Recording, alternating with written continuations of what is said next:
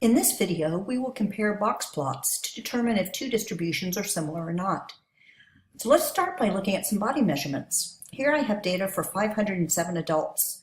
The variable in this dot plot is hip girth, the distance around the widest part of the hips measured in centimeters.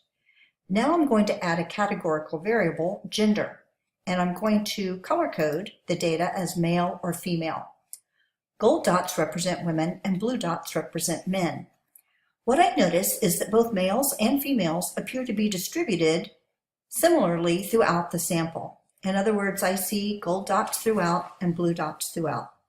This suggests to me that the distributions of hip measurements for men and women really are very similar. So let's separate this distribution into two distributions, one for men and one for women. Now when I look at the separate distributions, they really do look very similar. Let's add some box plots to make this comparison more precise. I'm going to decrease the size of the dots so that I can see the box plots better. I haven't removed data or anything, I'm just making the dots smaller. Now I'm going to move reference lines to mark the median, and we know the median is the middle of the box, or the line that's within the box to be more precise. And so the median hip measurement for females is 95 centimeters, and for males, it looks like it is 97 centimeters. So males have a slightly larger average hip measurement than women. Now, how do I reconcile this observation with my earlier observation that the distributions really do look very similar? The answer is that I need to consider the variability in the data, not just a measure of center like the median. I need to consider this 2 centimeter difference in the medians in light of the variability that I see about the medians. So to take spread into account, let's compare an interval of typical values instead of just comparing medians. Now we know that typical values can be described by the interval between the first quartile mark and the third quartile mark. That's the middle half of the distribution, and that's the box part of the box plot. So I'm going to shade that right now just so that we can see it easier. And so the gray region is the middle half of the data, and it's what we will consider typical measurements. Now, the first thing I notice is that if I'm looking at the first quartile mark for men, which is 93, and the third quartile mark, which is 102, that interval describes typical men, and actually there's quite a few women that lie within that interval. Similarly, if I find typical measurements for women going from a first quartile mark of 91 to the third quartile mark of 100, I can see that there are a lot of men that lie within that typical interval for women.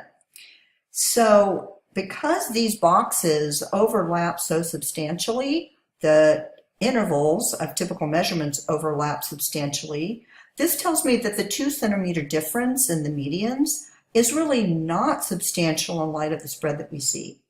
We can conclude that hip measurements for typical men and typical women in this sample are similar. Men do not tend to have larger hips. Now let's look at a dot plot of a different variable. This time I'm looking at the ankle diameter for these same 507 adults. And let's again color code by gender so we can compare the males and females.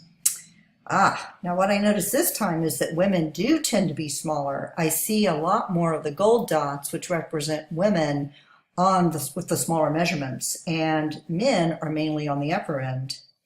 Let's go ahead and separate this distribution into two distributions based on gender.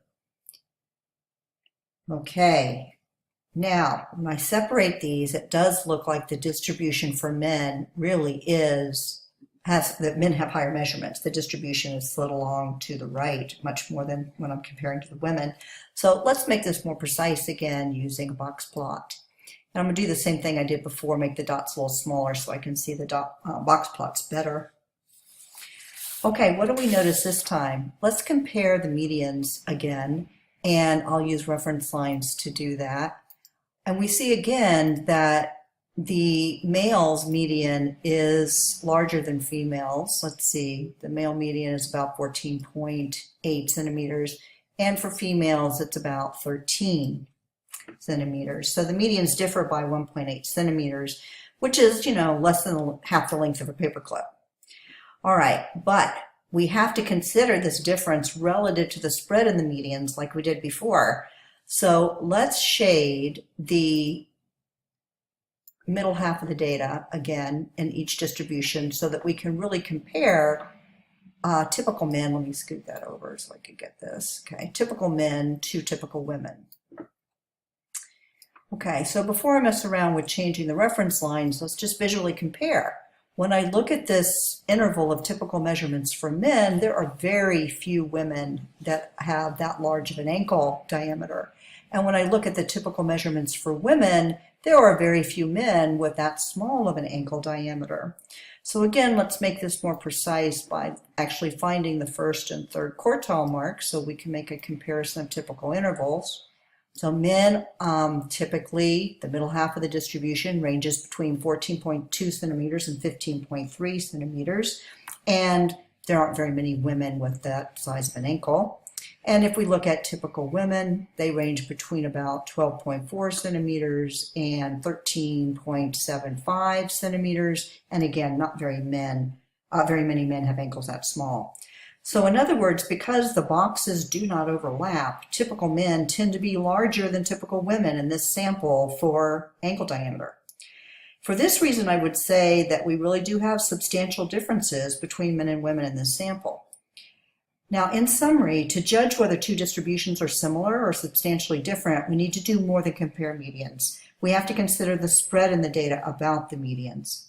With hips, a 2 centimeter difference in the medians was not substantial. We concluded men and women were pretty similar with hip measurements. But with ankles, the smaller 1.8 centimeter difference was substantial because typical men and women had different measurements. Men tended to be larger.